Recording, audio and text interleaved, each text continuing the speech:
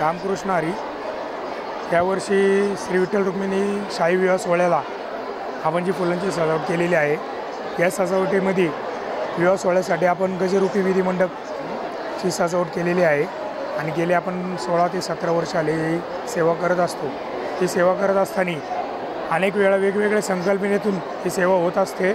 यावर्षी आपण 5 ते 6 टन फुलांचा वापर केलेला आहे। यामध्ये 25 ते 30 प्रकारची फुलं वापरण्यात आलेली आहे आणि 40 ते 50 कारागिरांचा सहभाग आहे आणि 3 ते 4 दिवसापासून हे काम चालू आहे।